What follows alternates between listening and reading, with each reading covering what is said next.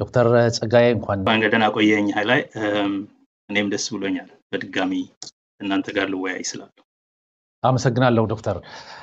እንግዲህ ወደ ውይይታችን ከመግባታችን በፊት በቅርቡ የአብይ አህመድ ቡድን እንግዲህ ዶክተር ጸጋዬ አራርሳን ጨምሮ እነ ፕሮፌሰር ሕዝቅኤል ጋቢሳ እነ ዶክተር ኢታና ሀብቴና ሌሎችም በአገር በማፍረስ ወይም ብጥብጥ በመፍጠር በሚል ከሷቸዋል። በዚህ ጉዳይ ምን ተሰማ? ምንድነው ያለህ ስሜት? ምንድነው ሪአክሽን የሚለው እስኪ በዛውን ጀምር። ሳቅ የመጀመሪያው የኔ ግብረ መልስ የኔ ምላሽ ሳቅ ነው የሆነው። በማያውቁት ወንጀል ነው የሚከሱ፣ ራሳቸው ማያውቁ መጀመሪያ ይከሱና ያስፈራሩና ከዛ ምን ወንጀል እንፈልግለት፣ ምን ማስረጃ እንፈልግለት፣ እነማንን እናምጣ የሚለውን የሚከታተሉት። ዋናው ነገር ያው ህግን በፖለቲካ በመጠቀም የሚቃወሙናል የሚሏቸውን ሰዎች ከቅርብም ከሩቅም ማጥፋት ነው። በህግን በመጠቀም ማሳቀል፣ ስፔክታክል ኦፍ ክሩሲፊክሽን ማድረግና ከዛ ያንን በመፍራት ሰዎች ዝም እንዲሉ ማድረግ ነው እና እንደምታውቀው ስለዚህ በአትሊስት ኦሮሚያን በተመለከተ የሚቃወም ወይም የተቃውሞ ድምጽ የሚያሰማ ምንም ሰው የለም። ይሄ ሁኔታ ባለበት ውስጥ ጦርነት ለማድረግና የፈለጉትን ለማድረግ እየሞከሩ ነው። በዚህ ጊዜ ደግሞ ብቸኛው የተቃውሞ ድምጽ አትሊስት ይሄ ጦርነት የኛ ጦርነት አይደለም፣ አትሊስት የኦሮሞ ወጣት ይሄን ጦርነት በምንም ምክንያት በህዝቦች ላይ የተደረገን ጦርነት፣ በህብራዊነት ላይ የተደረገን ጦርነት፣ በፌደራሊዝም ላይ የተደረገን ጦርነት፣ የራስን ዕድል በራስ በመወሰን መብት ላይ የተደረገን ጦርነት በምንም አይነት አንደግፍም። ኦሮሞ ከዚህ ጦርነት ምንም እድል ፈንታ የለውም። ኢንፋክት ይሄ ጦርነት ኦሮሞ ህዝብ ላይ የተቃጣውና ሲካሄድ የነበረው ጦርነት ቀጣይ ምዕራፍ ነው ብለን ስለቆምን ኦሮሞ ሆኖ ይሄንን ጦርነት የሚቃወምን ሰው ዝም ማሰኘት፣ አፉን መዝጋት አስፈላጊ ሆኖ ተሰምቷቸዋል። እንደምታውቀው የኔ ብዙም የሚገርም አይደለም። ከዚህ በፊትም በዚህ ማህበራዊ ድረገጽ እንደሰማሁት የጫሉ በተገደለ ማግስት እና እነ ጀዋር በታሰሩ ማግስት ተመሳሳይ የመያዣ ትዕዛዝ አውጥተው ነበር አሉ። ያው በማህበራዊ ድረገጽ ነው የማየው። ለኔ በግል የደረሰኝ ነገር ስለሌለ ቁም ነገርም የምቆጥረው ነገር አይደለም። ከዛ ባሻገር አሁን ደግሞ እንደገና የሌላ የማዘዣ ትዕዛዝ አውጥተዋል አሉ። ምንድነው ቢባል የአገር በማፍረስ ክስ ስለምን ጠረጥራቸው የሚል ነው አሉ። እና አገር ማፍረስ የሚባል ወንጀል እንዳለ አላውቅም እኔ። አገር እያፈረሱ ያሉት ደግሞ በ4 ኪሎ ቁጭ ብለው እንደ ዲስኒላንድ በዩኒፎርም የህፃናት ጨዋታ እየተጫወቱ እንዳሉ ነው የምረዳው። አገር እያፈረሱ ያሉበት ምልበት ምክንያት አንደኛ በክህደት ከሌላ ሀገር ጋር ተመሳጥረው በራሳቸው ህዝብና ሀገር ላይ ጦርነት እያካሄዱ ስለሆነ ነው። ይሄ ሳያንሰው በቀደም ፓርላማ የቀድሞ የፓርላማ አባላትን በምክር ቤት ውስጥ ሰብስቦ ኤርትራ ባትኖር ኖሮ ምን ይውጠን ነበር ምናምን ሲናገር ነበር። ሰው የመጨረሻው የአገር ክህደትና የአገር ማፍረስ ስራ እየሰራ ያለው ሰው ራሱ አብይ አህመድ ነው እና ለዚህ ነው የሚያስቀው። ይልቅ ትንሽ የሚገርመው ነገር ቀድሞ እንኳን ያው በእኔ ላይ ነበር፣ አሁን ግን በሌሎችም ጓደኞቼ ላይ ማውጣቱ ምንም አይነት የነፃ የሆነ የኦሮሞ አስተያየት የሚሰጥ ሰው በዚህ ምድር ላይ መኖር የለበትም የሚል ነው። የአገር ቤቱን አፍኖ ጨርሷል። አሁን ደግሞ ወደ ውጭ ያሉትን 4 ሌሎች ጓደኞቼን 3 ሌሎች ጓደኞቼን ማለት ሕዝቅኤልን፣ ኢታናንና ዶክተር አወል አሎን እነዚህን 3ቱንም ጨምሮ ከሷል። እና ዓላማው ኦብቪየስሊ እነዚህን ሰዎች ተከታትሎ ይዞ ለማሰር ያው ኢትዮጵያ ብንሆን ስፋር ዛም ከንሰን ድሮ ገለውኛል። ብዙ ጓደኞቼ ታስረዋል፣ ያጫሉ ተገሏል። የኔ ምንም የሚገርመኝ ነገር የለውም። ነገር ግን እነዚህ ሌሎቹ ሰዎች እስካሁን ድረስ ነፃ የሆነ የምሁር አስተያየት ነው የሚሰጡት። እኔ ከነሱ የተለየ ሆኜ ሳይሆን ያው አትሊስት ቀድሞውኑ አይን ገብቻለሁና የኔ አይገርምም። እነዚህ ግን አሁን ምንም አይነት የተቃውሞ ወይም የተለየ አስተሳሰብ የሚያሰማ ሰው በአገር ቤት ስለሌለ እነዚህንም ጭምር ክስ በመክሰስ ዝም እንዲሉ ለማድረግ የማስፈራራት ስራ ነው። ይሄ በህግ በመጠቀም ቡሊ የማድረግ ስራ ነው። በህግ በመጠቀም ዝም የማሰኘት ሳይለንስ የማድረግ፣ በህግ በመጠቀም weaponizing the law ማለት ነው ለመጠቀም ምንም ነፃ አይነት አስተያየት እንዳይኖር ምንም ጦርነትን በእኛ በህዝቦች ስም የማድረግን እንቅስቃሴ የመቃወም ተግባር እንዳይኖር ለማድረግ እነዚህንም ጨምሮ ከሷል ከሁሉ ደግሞ የሚገርመው አብይ አህመድ የኖቤል ተሸላሚ እንዲሆን የምክር ሐሳብ ያቀረበው እና ደብዳቤ ጽፎ ለኖቤል ኮሚቲ ሬኮመንድ ያደረገውን ዶክተር አወል አሎ መክሰሱ የመጨረሻ ምን ያህል ለነፃ አስተሳሰብ ኢቭን ፖለቲካል ላልሆነ አስተሳሰብም ቢሆን ፖለቲካል ያልሆነ አስተሳሰብም ቢሆን ነፃና ገለልተኛ ሂሳዊ አስተያየትን ለመስማት ምንም ፍላጎት እንደሌለው ሙሉ በሙሉ አሁን ባለው ሁኔታ ኦሬዲ ህገወጥ መንግስት ነው አምባገነናዊ ነው ግላዊ ነው ኢቭን የህገ መንግስቱ የማስተዳደር ዘመኑም ሳያልቅ ማለት ነው ግላዊ የተማከለ አምባገነናዊ ስራ ነው የሚሰራው አሁን ግን የለየለት ኦቶክራት የለየለት ኦቶሪቴሪያን ዲክቴተር መሆን መፈለጉን ያሳያል ከዛ ውጪ ይሄ ክስ ተግባር በአጠቃላይ ኢትዮጵያ ውስጥ የሚደረገው የክስ እንቅስቃሴ ፖለቲካ በሌላ መንገድ በእጃዙር ማለት ስለሆነ ህግን ለፖለቲካ ጥቅም ማዋል ስለሆነ ህግን በመጠቀም ተቃዋሚዎችን የማጥፋት ጠላት የሚላቸውን ተቀናቃኞችን የመሰረዝ እንቅስቃሴ ስለሆነ አዲስ ነገር አይደለም የነበረው በነጃዋር በነበቀለ ገርባ በሌሎቹ የፖለቲካ ተቃዋሚዎች ላይ ሲደረግ የነበረው ነገር ቀጣይ ክፍል ነው ሌላ ያው obviously ከኛ ጋር አዲስ የማዘዣ ትዕዛዝ የመያዣ ትዕዛዝ የወጣባቸው የትግራይ ተወላጆች ናቸው የትግራይ ሚዲያ ሃውስ ጋዜጠኞች ተንታኞች አክቲቪስቶች ወዘተ ናቸው እነዚህም አላማው ይገባል በአገር ቤት ቢሆኑ ወይ ይገደላሉ ወይ ይታሰራሉ ወይ ከስራ ቦታቸው ይባረራሉ ወይ ደግሞ እንደሌሎቹ ሰዎች ተሰብስበው ይታጎራሉ እና ያንኑ ተግባር ነው ያደረገው ስለዚህ የጦርነቱ ቀጣይ ክፍል ነው ናው ይሄንን ማድረጉ ልትለው የምትችለው ልትስቅበት ብቻ ነውና ምንም የህግ መሰረትም ያለው ክስ አይደለም አገር ማፍረስ የሚለው አገር ማፍረስ የሚባል ክስ የለም ድሮ አንድ ጸረ ሰላም የሚል ክስ አላቸው የፖሊስ መዝገብ ላይ የክሱ አይነት ይልና የወንጀሉ አይነት ይልና ጸረ ሰላም ይላል ጸረ ሰላም ምንድነው በወንጀለኛ መቅጫ ህግ ያልተከለከለ ሁሉ የተፈቀደ ነውና ጸረ ሰላም የሚል ይረጋገጥ ኤሌመንቶች የሌለው የወንጀል ክስ እንዲሁ ባዶ ሰውየውን ለማያዝ ለማሰርና ለማሰቃየት ብቻ ምክንያት የሚሆን ርዕስ ነው እንጂ ወንጀል አይደለምና አሁንም እንደዛ አይነት እንቅስቃሴ ውስጥ ነው የገቡት አሁን ከያዙ በኋላ እንደዚህ አይነት ማዘዣ ካወጡ በኋላ የሆነ ክስ ፍጠሩ ይባላል የሆነ ነገር ፈብሪኩ ይባላል የሆነ አይነት ማስረጃ ፈልጉ ልክ በነጃዋር ላይ ሲደረግ እንደነበረው ያን አይነት ነገር ነው የሚያደርጉት ያው ዋናው ነገር ምንድነው በዚች በአንሰን በዚች ሚዲያ ወተን የምናወራው በተለያዩ ሚዲያ አውትሌቶች ወተን የምናወራው ነገር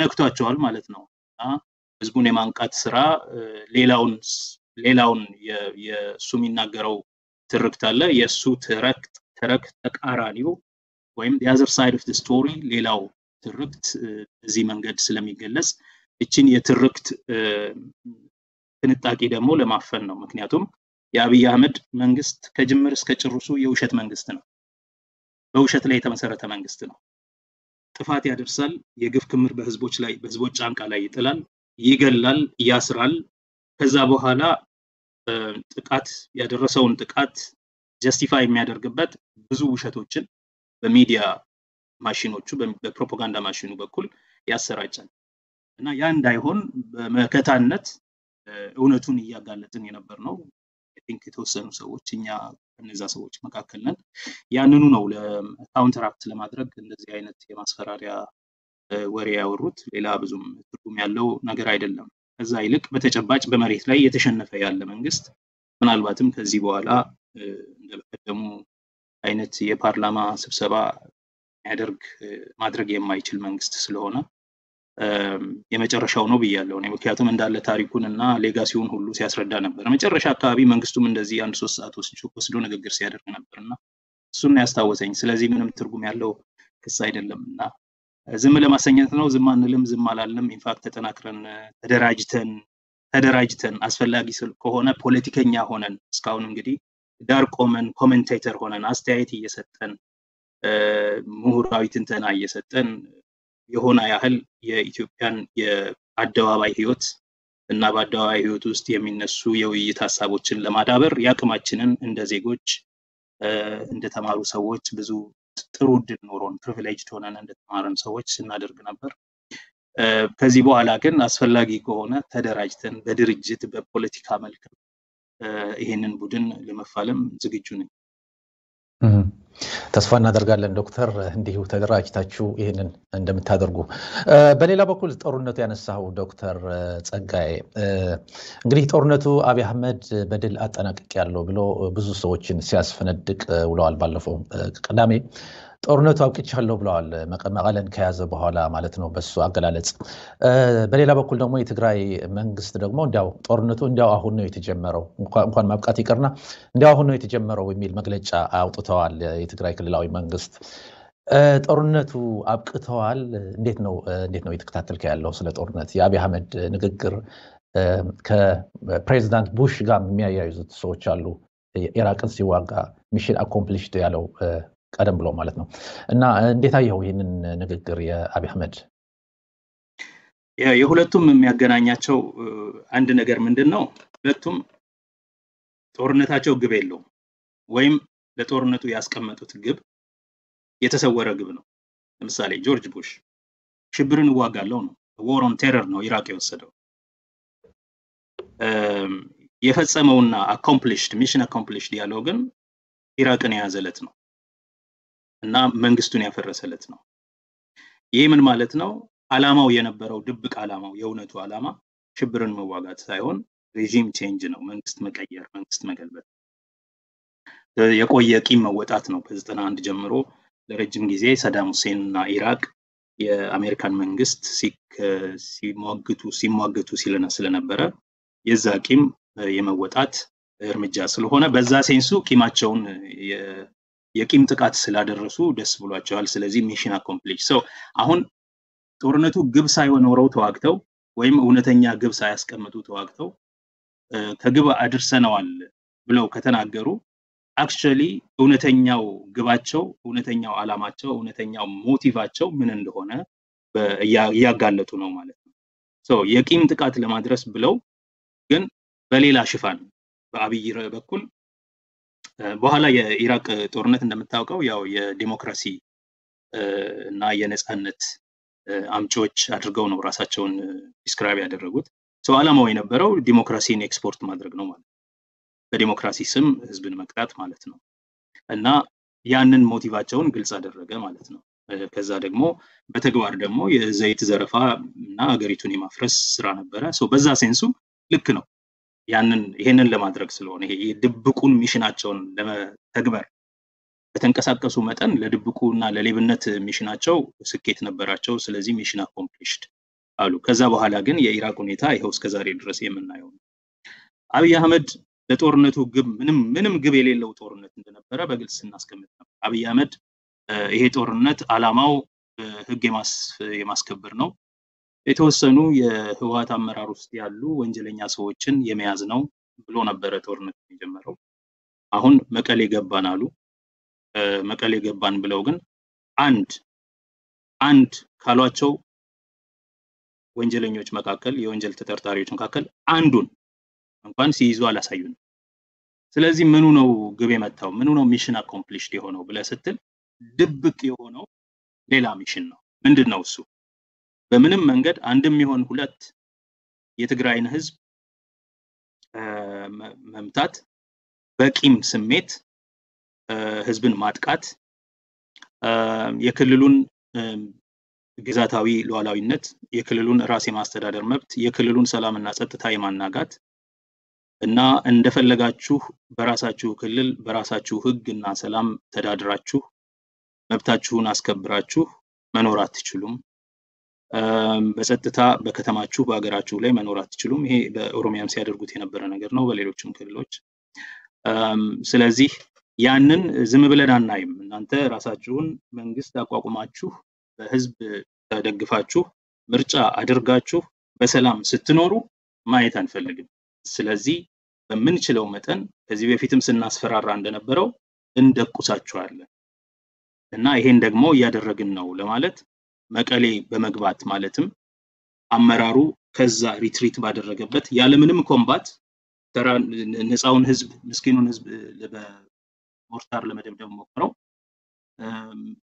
ኮምባት ጠብቀው ምንም ኮምባት ስላላጋጠማቸው መቀሌ ገብተናል ጦርነቱን አሸንፈናል ወዘተ አሉ። ኦኬ ጦርነቱን አሸንፈናል ግቡንም መተናል ካሉ የታሉ የታሰሩት ወንጀለኛ ያላቻቸው ሰዎች አሳዩን። ሁለተኛ መቀሌ ሪሊ ገብተዋል ወይ? ከገቡ ለምንድነው መቀሌ ውስጥ ቁጭ ብለው ቤተ መንግስት ወይም ደግሞ ሌሎቹ የመንግስት ተቋማት ጋር ገብተው ስራ ሲሰሩ መግለጫ ሲሰጡ ያላየ ነው? የነሱ የተልእኮ መንግስት አዲስ አበባ አዋቅረንለታል የሚለው የዶክተር ሙሉ ነጋ ቡድን እስቲ መቀሌ ሲንቀሳቀስ ለምን አናየውም? ይዘው ከሆነ ገብተው ከሆነ እሺ አላማቸው የራስን እድል በራስ የመወሰን መብት የሚጠቀምን ማንኛውንም ሰው ሂሚሌት ማድረግ ነው። ስለዚህ በነፃነት ያለ ስጋት ያለ ሰላም ማጣት ያለ መናጋት የአገሩን ክልሉን የሚያስተዳድር መንግስት እንዳይኖር አድርገናል። ስለዚህ ተሸማቆ ትሪት አድርጎ በጦርነት ሁኔታ ውስጥ እንዲቀመጥ በማድረጋቸው ይሄን አቺቭ አድርገናል ማለት ነው። ባጭሩ ምንድነው ይሄ ጦርነት አላማው?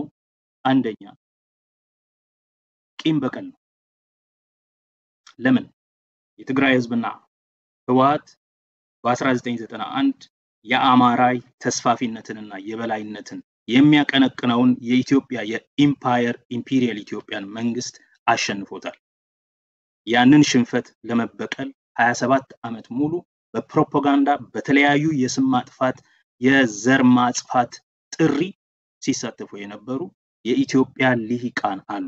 ኢንፋክት በአንድ ጉምቱ ፖለቲከኛ አገላለጽ በ2005 ምርጫ ጋር ተያይዞ ነው ይሄንን ያለው በበረከት ስምዖን ምን ይላል? ይሄ አዲስ አበባ አካባቢ የምታየው ተቃውሞ ማህበራዊ መሰረት ያለው ፖለቲካ አይደለም። ይሄ የኩርፈኛ ደርጎችና አንዳንድ ስራ ያጡ ምስኪን ወጣቶች ድጋፍ ነው ያላቸው ሊኖራቸውና ማህበራዊ መሰረት ያለው አይደለም ብሎ ከተናገረ በኋላ በወቅቱ ኃይለ ቃል ነው ይሄ ነገር ባይናገረው ደስ ይለኛል ስል ነበር። እኔ ራሴ በጣም ተቃውሜዋለሁ። ኩርፈኛ ደርጎች ናቸው ሲል ነበር እና ፕሪሳይስሊ ያ ቡድን ነው ሴሌብሬት ያደረገው። ስለዚህ ዋናው ነገር ይሄ ጦርነት ዋና አላማው ቂም በቀል ነው። በአብይ በኩል ለምንድን ነው ቂም በቀል የሚፈልገው? ዲፋ ያደረጉኝ እኔ ለምፈልገው ለተማከለ ግላዊ አምባገነናዊ መንግስት አቋቋም አልተስማሙኝም። ለምን? አንደኛ ኢህአዴግን አፍርሰው የራሳቸውን ድርጅት ህወሓትን አፍርሰው ብልጽግና እንዲሆኑ ፈለገ። አይ እኛ የታገልንለት አላማ አለን፣ ፕሮግራም አለን፣ የምንታገልለት ህዝብ አለን፣ አነሰን በዛ የምንወክለው ህዝብ አለን፣ የፖለቲካ ኃይሎች አሰላለፍ ትንተና አለን፣ የምንታገልለት መደብ አለን፣ በመስመር አለን። ለዛ ነው አሁን መስመራችን ኃይላችን ነው ምናምን እያሉ ሲመክቱም የመመከት እንቅስቃሴም ሲያደርጉ ከመስመር ጋር የተያያዘ እንቅስቃሴ ያደርጉታልና በእናንተ በኩል ብልጽግና የሚባለው ቡድን ምንም አይነት መስመር የለውም፣ ግልጽ የሆነ መስመር የለውም። በመሆኑም ከዚህ ቡድን ጋር ምንዋሃድበት ምክንያት የመርህ ምክንያት የለን። ይህ ስለሆነ ከናንተ ጋር መቀላቀል አንችልም። ከዛ ባሻገር የህገወጥነቱ አለ። በኢህአዴግን ያፈረሱበት መንገድ፣ ብልጽግና የሚባለውን ያቋቋሙበት መንገድ ፕሮግራም እንኳን ሳይኖረው ጠቅላላ ጉባኤ ሳይሰበሰብ እንደገና የኢህአዴግን ንብረቶች የወረሱበት መንገድ ዲዞልቭ ሲደረግ ይሄ ሁሉ ህገወጥ የሆነ አካሄዶች የመቃወሙ ነገር በየደረጃው ያለ ቢሆንም ዋናው ነገር የሪዮት ዓለም ያመለካከት የፖለቲካ ኃይሎች አሰላለፍ ትንተናና የፖለቲካ ትግል አላማና መስመር ያለመኖር ጉዳይ ስለነበረ ፎርማሊ ህወሓት እኔ ከብልጽግና ጋር አልቀጥልም ብሎ ወጥቷል። ይሄንን ነገር በጣም ስለጎዳው አብይ ሽማግሌ ልኮ ለመታረቅ ሞክሯል። አንድ ጊዜ እንደውም 10 ሰው ብቻ ስጡኝ ከናንተ ማከልና በቃ ሌላውን ነገር ተወላቸዋለሁ ሁሉ ብሏቸዋል። እና ሌላ ጊዜ የተወሰኑ አመራሮች እኛን ተቀላቅለዋል ህወሓትን ትተው ምናምን ብሎ ሁሉ አስወርቷል። ብዙ ጊዜ ሽማግሌዎች እየላከ በተለያየ መንገድ ልመና አድርጓል። ያ አልተሳካለትም። ለዚህ ቂም ይዟል። ሁለተኛ ይሄ ቡድን ያደረገው ነገር እሱ ህገወጥ በሆነ መንገድ ምርጫውን ሲያራዝምና ያልተወሰነ ጊዜ ስልጣኑን ያለምንም ህዝባዊ ይሁንታ ያለምንም ህጋዊ መሰረት ሲያራዝም የፓርላማውንም የመንግስቱንም የጠቅላይ ሚኒስትሩንም ስልጣን ሲያራዝም ይሄንን ተቃውመዋል። ይሄ አንደኛ በአገርም ደረጃ ህገ መንግስቱን የሚቃረን ጉዳይ ነው። ሁለተኛ በተጨባጭ ምክንያት ሆኖ የቀረበው የኮሮና ቫይረስ ችግር ምክንያት አይደለም። ምክንያት ቢሆንም እንኳን ህገ መንግስታዊ ገደብን ህገ መንግስታዊ ግዴታን እንድንሽር ሊያደርግ አይችልም። ሊሆን የሚችለው ብቸኛው መንገድ ህገ መንግስቱን በማሻሻል ብቻ ነው። ያ ደግሞ አልሆነም። ስለዚህ በትርጉም ስም አላልተወሰነ ጊዜ የሚደረገው ምርጫን የማራዘም ሁኔታ ተገቢነት የለውም። በአገር ደረጃ ይሄን ተገቢነት የለውም ብለው በተለያየ ደረጃ ተከራከሩ። ያ ተቀባይነት ሲያጣ አትሊስት በክልላችን ግን ይሄ እንግዲህ በአንድ ህገ መንግስት ብቻ የሚተዳደር ሀገር አይደለም። አንድ መንግስት ብቻ ያለው ሀገር አይደለም። ፌደራል መንግስት ሀገር ስለሆነ ቢያንስ ሁለት ቦታ መንግስት ይኖራል። በእኛ ክልል እኛ በመናስተዳድረው ክልል የመረጠን ህዝብ አለ። ያለ ምርጫ ማንዴታችንን ማደስ አንችልም። ህገ መንግስት አለ፣ ምርጫ የሚደረግበትን ጊዜ የሚወስናል። ስለዚህ ያንን ማድረግ አንችልም ብለው ጸንተው ቆሙ። ይሄን በማድረጋቸው የሱን ኢዲሞክራሲያዊነት በአደባባይ አጋለጡት። አንዴ ሊቀልድበት ሞከረ፣ የጨረባ ምርጫ ምናምን ማለት ሞከረ። ከዛ እውቅና አንሰጠውም አለ። ከዛ ትንሽ ቆይቶ ደግሞ ትንሽ ብንስማማ አንዳንድ ነገሮች ምንድነው የጠየቀው? የተወሰኑ ነገሮች ጠይቆ ይሄን ካደረጋችሁ ምርጫውን መቀበላለሁ አለ። አይሆንም ተባለ። ይሄ የህዝብ ጉዳይ ነው። ይሄ የህዝብ መብት ጉዳይ ነው፣ የህገ መንግስት ጉዳይ ነው። ይሄ የፓርቲ ጉዳይ አይደለም። ይሄ በመሆኑ የጦርነት ወሬ ማስወራት ጀመረ። ስለዚህ በተናገረው መሰረት የቂም በቀል እርምጃ በድርጅቱ ላይ ብቻ ሳይሆን ድርጅቱን በ100% ድምጽ ምናልባት 98-99% ድምጽ የመረጠውን 2.5 ሚሊዮን ህዝብ ላይ ጭምር ጦርነት አወጀ። ናው በሌላ በኩል የዚህ ጦርነት ተሳታፊ ሌላው ኢሳያስ ነው። እሱም በ1998 እስከ 2000 በፍረንጅ አቆጣጠር በነበረው የባድመ ጋር ተያይዞ የተነሳው ጦርነት ኦፍ ኮርስ ጦርነቱ ሌላ ምክንያት ነው ያለው። ግን አይዲዮሎጂካል እና ሌላ የኢኮኖሚ ጥቅም ጉዳይ ነው። ግን በሱ ጦርነት በማያዳግም ሁኔታ ተሸንፎ ስለተመለሰ የቆየ ቂም አለው። አከርካሪው ተሰብሮ ኢንፋክት ከስልጣን ሊያባረሩት የሚችሉበት ቦታ ላይ ከደረሱ በኋላ ያ የኤርትራ ህዝብ ጉዳይ ነው ብለው ስለተመለሱ 40%ን የኤርትራን ግዛት ከተቆጣጠሩ ብለው ስለተመለሱ የዛ ሂዩሚሊዬሽን ያንን በዛ የመታተንና የመሸማቀቅን ስሜት በበቀል ለመመለስ በቂም በቀል የተወጣበት ጦርነት ነው። ስለዚህ እስከ 10 በላይ የሚሆኑ ክፍለ ጦሮችን አሰማርቶ በዚህ አይነት ጦርነት በህዝብ ላይ የሚደረግ ጦርነትን ያደረገበት ምክንያት ሌላ ምንም ዓላማ ምንም ግብ ስላለው ሳይሆን የቂም በቀል ጦርነት ነው። ቂም በቀልን ለመወጣት እርምጃ ወስደዋል። አዎ በቂም በቀላቸው መሰረት ባሰቡት መሰረት የትግራይን ህዝብ ሂሚሌት አድርገዋል፣ አልቻሉም። የትግራይን ህወሓትን አሸንፈዋል፣ አልቻሉም። የትግራይን ህዝብ አጥፍተዋል፣ ለማጥፋት ሞክረዋል። ብዙ የመጨረሻ ያለ የሌለ ኃይላቸውን ተጠቅመው በህዝብ ላይ ዘምተዋል። አሁንም እያደረጉበት ያለው ነገር አለ። ግን ከህዝብ ጋር ተጣልተ ማንንም ብትሆን መች የትም ቦታ ልታሸንፍ አትችልም። አጠፋለሁ ባልከው መጠን ህዝብ ምንም መዋጋት ሁሉ አያስፈልገውም፣ ጀግንነት አያስፈልገውም። አጠፋለሁ ብለ ከተነሳ ህዝብ የማይደርገው አንድ ነገር ብቻ ነው፣ ሰርቫይቭ ነው የሚያደርገው፣ ይኖራል። በመኖሩ ብቻ አንተን ይኮንናል። ያንተን መሸነፍ በየቀኑ በፊትህ ላይ ያውጃል። እና የትግራይ ህዝብ አለ ጦርነቱም ኢንፋክት ተጋግመዋል። እሱ ጦርነቱን ጨርሰናል ምናምን ብሎ ባወጀ በጥቂት ሰዓታት ውስጥ በተንቤን የተመታው ሚግ አውሮፕላን አለ። ከዛ በኋላ እሱ ካወጀ በኋላ አክሱም፣ ማይጽምሪ፣ አድዋ እንደገና በህወሓት እና በትግራይ መከላከያ ኃይል ስር ወድቀዋል። አሁንም ድረስ በተለያዩ አካባቢዎች ጦርነቶች ይካሄዳሉ። እሱ ካወጀ በኋላ በሮኬት አስመራ እንኳን ተደብድቧል እና ጦርነቱ አላለቀም። ጦርነቱ የህግ ማስከበር ኦፕሬሽን ነው ተብሎ የተነገረውም የህግ ማስከበር ኦፕሬሽን እንዳልሆነ የሚያሳየው አንድም ተጠርጣሪ ወንጀለኛ ያሉትን ሳይይዙ ጦርነቱን ጨርሰናል በቃ ምናምን እና ምን ትሰራላችሁ ነው። እና መቀሌ ገብተናል ምናምን ይላሉ። መቀሌ ታዲያ ምን ትሰራላችሁ? ጦርነቱን ከጨረሳችሁ ታዲያ በአዲስ አበባና በተለያየ ቦታ ያሉ ተጋሮችን ማሰሩን ምን አመጣው እና የጦርነቱ አላለቀም ጦርነቱ ኢንፋክት ወደ ሌላ ደረጃ ተሸጋገረ ማለት ይቻላል የኔ ግምት የትግራይ አመራርና ሰራዊቱ ከዚህ በፊት እንደተናገረው ትግራይ ልትገቡ ትችላላችሁ ግን ትግራይ መቀበሪያችሁ ነው የምትሆነው ብለው ተናግረዋል ስለዚህ ከዚህ በፊትም ደጋግመው እንዳደረጉት ወቅታዊ የሆነ ማፈግፈግ ያደርጋሉ ምክንያቱም አሁን ከመቀሌ ማፈግፈጋቸው ትክክል ነው ብዬ አስባለሁ ምክንያቱም እውነተኛ ኮምባታንት እውነተኛ ወታደር እውነተኛ ተዋጊ ህዝብን ሰላማዊ ዜጎችን ለጥቃት የሚያጋልጥ ቦታ ላይ ጦርነትን አይጋጥምም ሺቫልረስ የሆነ ኮምባታንት የእውነተኛ ጀግና ኮምባታንት ህዝብን ከአደጋ የማያጋልጥ ቦታና ሁኔታ ጊዜ መርጦ ይዋጋል እና ህዝብን ለመደብደብ በአደባባይ በአዋጅ ህወሓትን ካልሰጣችሁን ከተማውን እንመታለን ጠቅላይ ሚኒስትሩ ከዛ በፊት ብሏል ከአየር ላይ በቦምብ እንመታችኋለን ተራርቃችሁ ቆሙ ብሏል ወደ ገበያ ምናምን ቦታ አትውጡ ብሏል አንድ ኮሎኔል ደጀኔ የሚባል ሰው ከተማውን ልንደበድብ ስለሆነ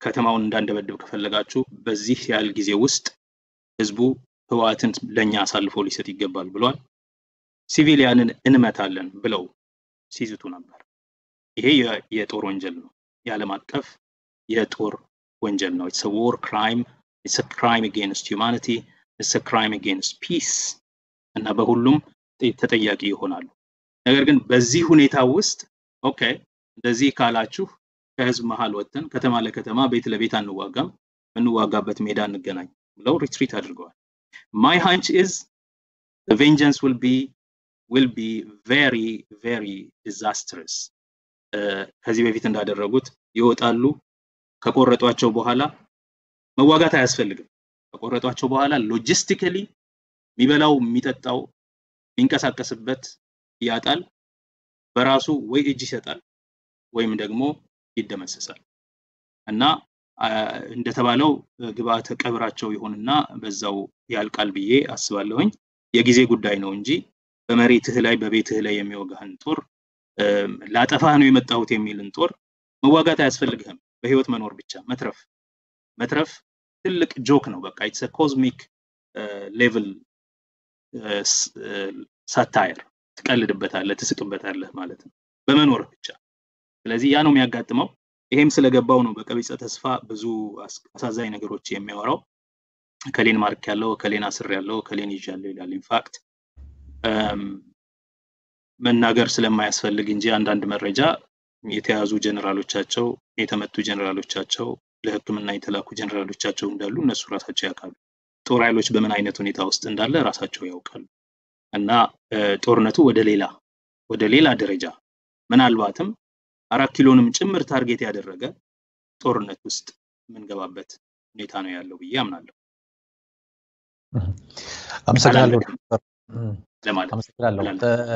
ከዚህ ጋር በተያያዘ እንግዲህ አንድ ዋንኛው ተሳታፊ የሆነው በዚህ ጦርነት ይህ ከአማራ ክልል የሄደው ተስፋፊው ኃይል ነው ይሄኛው ተስፋፊ እንግዲህ በምዕራብ ትግራይ የገባባቸው ከተሞች አሉ እንግዲህ የትግራይ ኃይሎች ሲያፈገፍጉ የገባባቸው አካባቢዎች የራሱ አድሚኒስትሬሽን እየመሰረተ ነው ያለው ይህ ህጋዊ በሆነ መንገድ የራሱን አድሚኒስትሬሽን መስርቶ እዛ አካባቢ የነበሩ ሰዎችም እየገደለ አንዴ ያባረረ በጣም ከፍተኛ የሆነ ግፍ እየሰራ ነው ያለው በዚህ አይነት ይህን እንደዚህ አይነት አብይ አህመድ የህግ ማስከበር ብሎ ኦፕሬሽን የህግ ማስከበር ብሎ የጀመረውን ጦርነት እንዲህ አይነት ወንጀል እየተሰራ ያለበት ሁኔታ ነው ያለውና እንዲህ አይነት ስራዎች በሌሎች የአገሪቱ አካባቢዎች ለምሳሌ በኦሮሚያ ይሁን በተለያዩ አካባቢዎች እንደዚህ አይነት የመደገም ሁኔታቸው ሊደገሙ ስለሚችሉ ምን ያህል ነው አደገኝነታቸው እንደዚህ አይነት ስራዎች አብይ አህመድ አሁን በግልጽ እየሰራ ያለው በተለይ ከዚህ ከተስፋፊው ኃይል ጋር ያው እንዳልኩ የህግ ማስከበር ጉዳይ አይደለም ይሄ በጉልበት የመንግስት የመቀየር ስርዓት የመቀየር regime change and system change ነው ትግራይ ኢትዮጵያ የራሳቸው ህገ መንግስታዊ ስርዓት አላቸው መንግስት መጣ መንግስት ሄደ የሚቀጥል ለዘላቂ ሰላም አስፈላጊ የሆነ ህገ መንግስታዊ ስርዓት በቦታው አለ አብዛኛው በኢትዮጵያ ያሉ ብሔር ብሔረሰቦችና ህዝቦች በዚህ ህገ መንግስት መሰረት ያሰቡትን ህገ መንግስቱ ያስቀመጠውን መብት ገና ሪያላይዝ አላደረጉም፣ አክቹዋላይዝ አላደረጉም። ነገር ግን የህግ ቃል ተስፋ አለ። ህገ መንግስቱን እንደ ተስፋ ሰነድ ያዩታል። በህገ መንግስቱ የተቀመጠውን መዋቅር እንደ ዋስትናቸው ያዩታል። ከኢህአዴግ ጋር የነበራቸው ክርክር፣ ከቀድሞ ህወሓት ጋር የነበራቸው ክርክር ሁሉ ጊዜ በህገ መንግስቱ የተቀመጠው ነገር ለምን አይተገበርም? ህገ መንግስቱ ይተግበር የሚል። ኢህአዴጎችም ሁሌ ሪትሪት ሲያደርጉ ወይም ራሳቸውን ኤክስፕሌን ሲያደርጉ የሚሉት መርሁ ችግር የለውም፣ ያተከባበር ችግር አለብን፣ ሙስና አለብን፣ የመልካም አስተዳደር አፈጻጸም ችግር አለብን፣ የመተብተብ በኔትወርክ የመያያዝ በተለያዩ መንገዶች የመንግስትን ካፕቸር የማድረግ እንቅስቃሴ አለ፣ ይሄን እናርማለን፣ እንታደሳለን፣ በጥልቅ እንታደሳለን ምናምን ሲሉ የነበሩት ነገር ነው።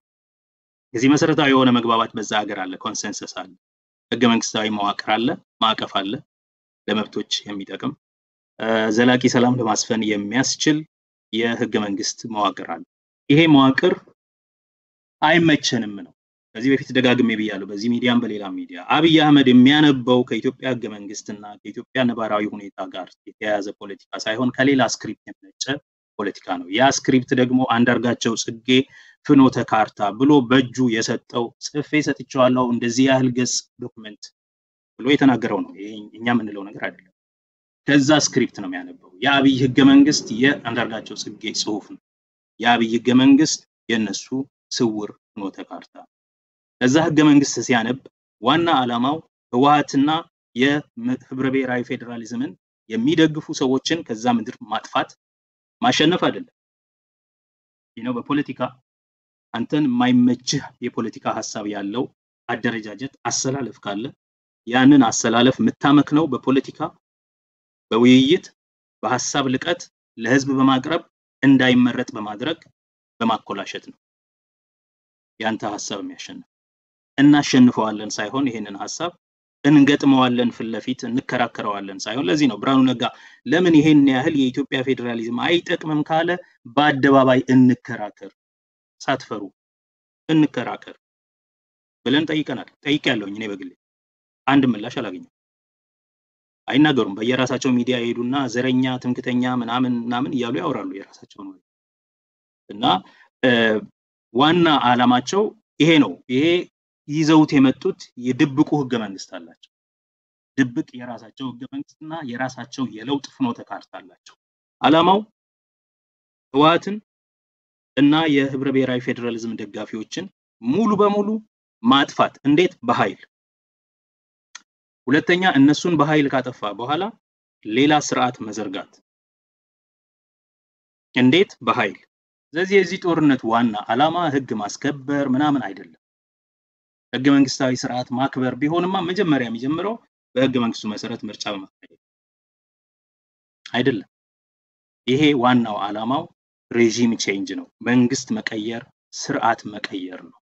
ይሄንን የምታየው አሁን ተቆጣጥረናል ባሉባቸው በኃይል በገቡባቸው ቦታዎች አዲስ መዋቅር ጦርነቱን በጀመረ ማግስት የትግራይ አስተዳደር አቋቁም ያለው ብሎ ምንም ያልተመረጠ በትግራይ ህዝብ ትግል እንቅስቃሴ ውስጥ ያልነበሩ የሌሉ ሰዎችን ይሄው የትግራይ ክልል ጊዜያዊ መንግስት ብሎ ጦርነቱን ሳካሄድ ከነሱ ጋር እየተማካከርኩ ነው ያደረኩት ብሎ 4 ኪሎ አስቀምጦ ሲፈልግ እንደ ሪሞት ኮንትሮል አሁን ውጡና በቴሌቪዥን ተናገሩ አሁን ዝም በሉ ምናምን የሚላቸው ሰዎች ያ ምንድነው የሚያሳየው?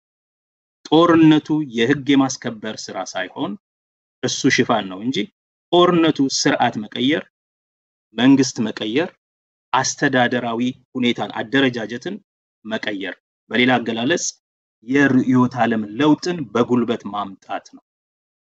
ናው የዚህ ጦርነት ዋና ተሳታፊና ራሳቸውን እንደ ባለቤት አድርገው ከሚጠቅሱት ወገኖች አንዱ ነገዱ አንዳርጋቸው ምናምንም ሲገልጹ እንደነበረው ካየኸው የኢትዮጵያዊነት ባላደራነን የሚሉት ጀግና የአማራ ህዝብ ልጆች የሚሉት የቁርጥ ቀን ልጆች ብለው የጠሯቸው የአማራ ክልል የፖለቲካ ሊቃንና የአማራ ክልል ልዩ ኃይል፣ የአማራ ክልል ሚሊሻ፣ የአማራ ክልል ፖሊስ የተሳተፈው ጦርነት ውስጥ በገሃድም በተግባርም የተሳተፈው ይሄ ነው።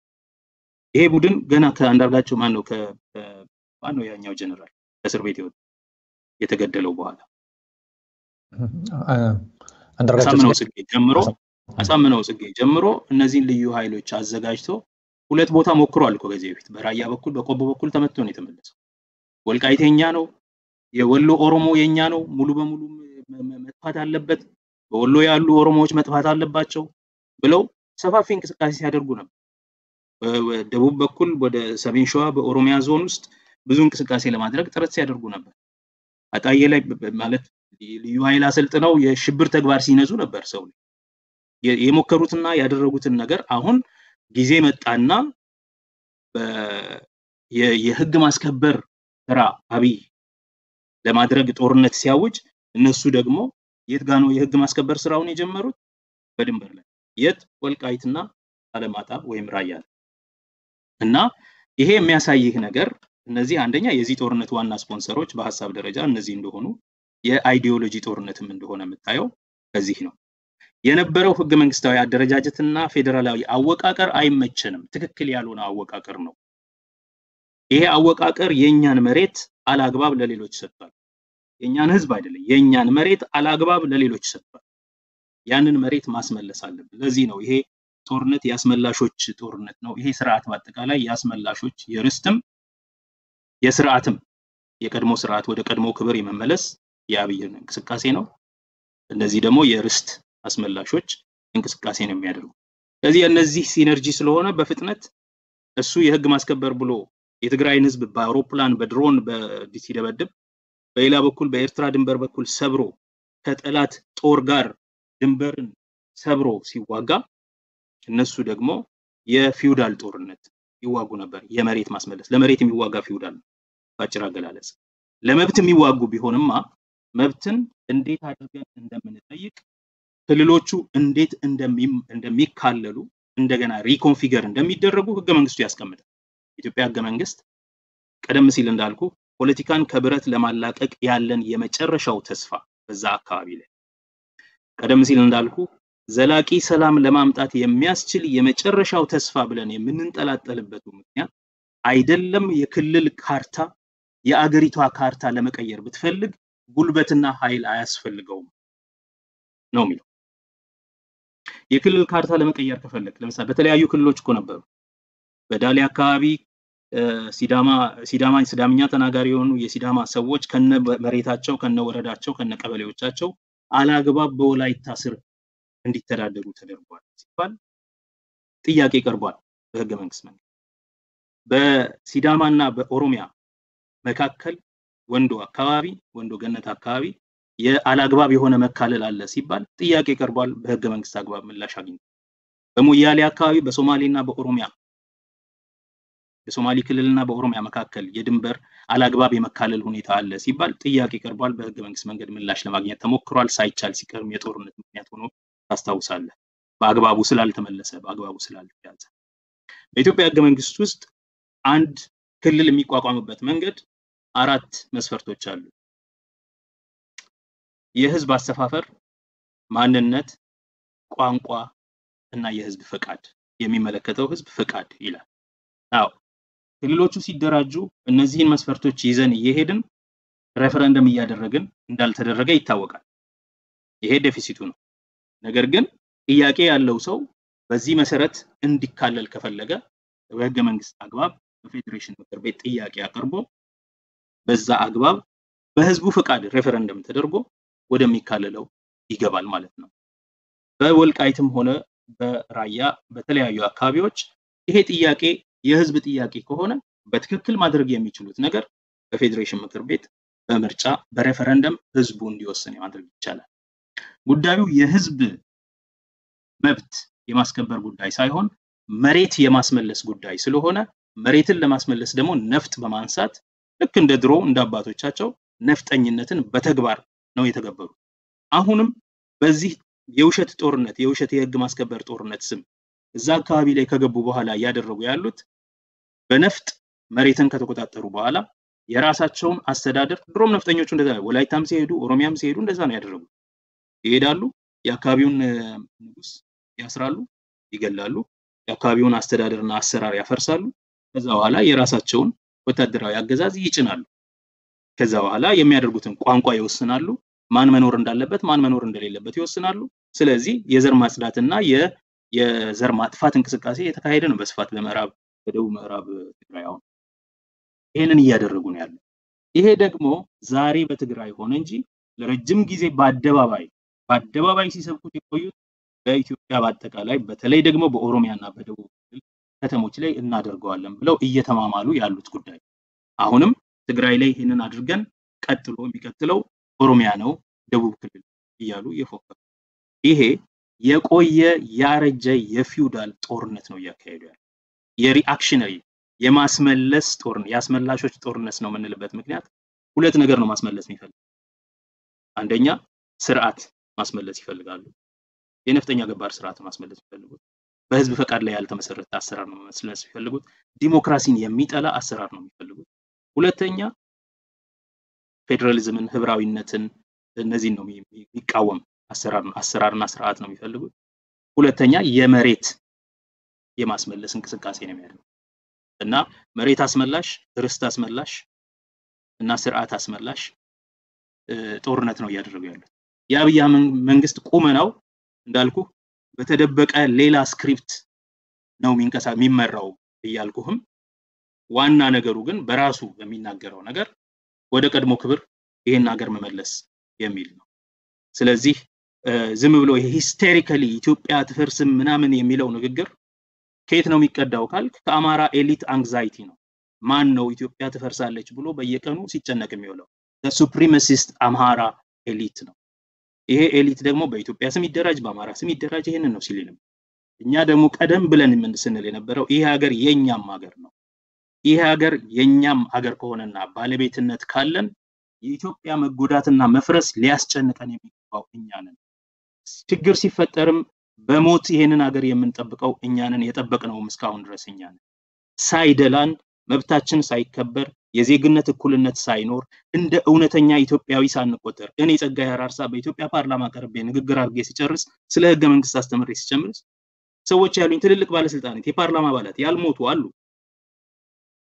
ይሄ እውነተኛ ኢትዮጵያዊ ነው ነው ለማድነቅ ነው ያሉት። ይሄንን ግን እውነተኛ ኢትዮጵያዊ መሆነው ጥሩ ነገር ስናገር ነው እንደ ቀነኒሳ በላቤ ሮጬ እንደ ኢትዮጵያ ሯጮች እንደ ኦሮሞ ሯጮች ነው እንዴ እውነተኛ ኢትዮጵያዊ ነው ሆነን ማስመሰክረው? እዛም ያልኳቸው ስሜ አውግቸው ግርማቸው አበበ ምናምን ቢሆን ኖሮ ረጋሳ ሳይሆን እውነተኛ ኢትዮጵያዊነቴ ሳይጀመር የተረጋገጠ ነበር። ባንዳ በሆነ አራርሳ ስለሆንኩኝ ግን ሰርቼ ተናግሬ የህገ መንግስቱ ያለኝን ታማኝነት አስተምሬ ያኔ ነው እውነተኛ ኢትዮጵያዊ መሆኔ የሚታመነው። እና የዜግነት እኩልነት እንኳን ሳይኖረን ይሄ ሀገር ባለው ተስፋ ሊሆን በሚችለው ትልቅነቱ መጠን ተለክተን የምንጨነቅለት የምናኖረው የምናስከብረው የምናከብረው እኛ ነን። እና ለምንድነው የአማራ ሊቃን የኢትዮጵያኒስት ሊቃን የኢትዮጵያ መጥፋት ጭንቀት ውስጥ የሚከታቸው? ሌት ጎ ይሄ ሀገር የናንተ ብቻ አይደለም። ጭንቀት ውስጥ የሚከታቸው እነሱ እኛ ካላስተዳደር ነው ያንን ያልተገባ ጥቅም ያንን ያልተገባ የድሮውን ጥቅም ማለትም ፕሪቪሌጅ እናጣለን የሚል ነው። ሰብኮንሺየስሊ ያለው እውነተኛው ሞቲቭ ይሄ ነው። ነገር ግን የሚናገሩት ኢትዮጵያ ትጠፋለች፣ ኢትዮጵያ ትፈርሳለች፣ ኢትዮጵያ አትፈርስም። የት ይሄዳል? ኤርትራ ተገነጠለ፣ ኢትዮጵያ የት ሄደች? መገንጠል ከሆነ የሚያስፈራቸው ማለት ነው። የህዝብ ፈቃድ ሆኖ ከተለየ አንድ ህዝብ የት ይሄዳል? ኢትዮጵያ ምን ይሆናል? ነገር ግን ሳይገነጠልም አብሮም በኩልነት ተከባብሮ እንዲኖር የአገር ባለቤትነት ጥያቄን ለሁሉም ህዝብ በኩልነት አኮርድ የሚያደርግ ህገ መንግስት አለ። we the nations nationalities and peoples የሚለው ንግግር እኛ የኢትዮጵያ ብሔር ብሔረሰቦችና ህዝቦች የሚለው እኛ የአገር ባለቤት ነን፣ እኛ እኩል የአገር መስራች ነን፣ እኛ እኩል የአገር ዜግነት ያለን ህዝቦች ነን። ምንታወቀውም ማንታወቀውም ትንሽ ቁጥር ያለንም ብዙ ቁጥር ያለንም ማለት ነው። ስለዚህ የነዚህ የብሔር ብሔረሰቦችና ህዝቦች አገር ከሆነ የአማራ የፖለቲካ ሊቃን ኢትዮጵያኒስት የፖለቲካ ሊቃን ለብቻችሁ የምትሸከሙት ባላደራው የሆናችሁት በየቀኑ እንደ ብዙ ልጆች ያላት አባታቸው እንደሞተ ሚስት እናት የምትጨናነቁበት ኢትዮጵያዊነት የለም። ኢትዮጵያዊነት መጠበቅ ካለበት በኢትዮጵያውያን ይጠበቃል። ሌላው አይታመንም። ኢትዮጵያዊነትን መጠበቅና መንከባከብ አይቻላችሁ እኛ ብቻ ነን ኢትዮጵያዊ እያላችሁ ነው። ሌላው ኢትዮጵያዊነት ይጎድለዋል ወይም ያንሰዋል እያላችሁ ነው። ይሄ ደግሞ ህዝብን መናቅ ወይም መስደብ ወይም ደግሞ የራስን የበላይነት ብቻ ማወጅ ነው። ለኢትዮጵያዊነት እንታገላለን እያሉ ሲታገሉ የነበረውም ትግል ለራሳቸው የበላይነት ብቻ ነው። ስለዚህ ሌሎች የብሔር ብሔረሰቦችና ህዝቦች ተወካዮች የሚታገሉት ትግል ለእኩልነት፣ ለእኩል ዜግነት፣ ለሀገር ባለቤትነት ሲሆን የነሱ ትግል የበላይነት የሚሆን ለዚህ ነው ከንቱ ትግል ነው። መጨረሻው የኃይል ተግባር ነው። መጨረሻው ጦርነት ነው ስንል የነበረው ይሄው ሰሞኑን የምናየው ጦርነት የዛ ውጤት ነው። the logical outworking of the struggle for supremacy የሚያመጣው ነገር ይሄንን ግጭትና ጦርነት ነው የፈጠረው ነገር ይሄ። ስለዚህ አሁን እያደረጉ ያሉት ነገር ይሄው ነው። ይሄ ተግባር ነፍጠኝነትን፣ ዘመናዊ ነፍጠኝነት በነፍጥ በኃይል አስተዳደር የመቀየር፣ በኃይል አደረጃጀትን የመቀየር፣ በኃይል ስርዓትን የመቀየር፣ በዚህ መንገድ ሰላም አታመጣም። ዛሬ በጉልበት የነቀልከው ህዝብ፣ የገደልከው ህዝብ፣ በአፈና በሱ ላይ አዲስ አደረጃጀት የሰራህበት ህዝብ ዝም ብሎ አያይህም። የጊዜ ጉዳይ ነው። በለየለት በደንብ ተደራጅቶ መስመር ለይቶ ይዋጋል። ዝም ብሎ የሚያይህ ነገር አይደለም። ከዛ ይልቅ ግን ህገ መንግስታዊ ስርዓት አለ። ሳንጋደል፣ ድንጋይ ሳናነሳ፣ መንገድ ሳንዘጋ፣ ሳንሻኮት፣ እርስ በርስ ጠላትነት ሳናበጅ በህዝብ ፈቃድ ብቻ እየተነጋገርን እየተሰዳደብን ያው እኛ የምናስበው እንደዚህ ነው እያልክ ማለት በሚዲያ እየወጣ አሳማኝ የሆነ ከሆነ ሐሳብህን እየሸጥክ ባያሳምንም እየተጫጫህ ማለት ነው ሄደህ ቮት አድርገህ ምርጫ መርጠህ በሬፈረንደም ልታካልለው ትችል ነበር። እኔ ከዚህ በፊት ይታወቃል ቀደም ባለው ጊዜ የኦሮሞ ተቃውሞ እንቅስቃሴ በነበረ ጊዜ 2-3 ጊዜ በቪኦኤ አማርኛ ላይ በዶቼ ቬለ በተለያዩ ቦታዎች ስለ ወልቃይት ተናግሬያለሁ። የወልቃይት ጥያቄ የህዝብ የማንነት ጥያቄ ከሆነ እኛ አማራንን ካሉ በሬፈረንደም ነው የሚመለሰው። ምንም ችግር የለውም። በአማራነታቸው ደግሞ አናሳ ሆነው መብታቸው ከተከለከለ በዛ ክልል ውስጥ ህገ መንግስቱ መብት ይሰጣል። በቋንቋቸው የመማር፣ የመስራት፣ የመንቀሳቀስ እነዚህ ሁሉ ህገ መንግስታዊ መብቶች ናቸው። የማይኖሪቲ መብትም መጠበቅ አለበት።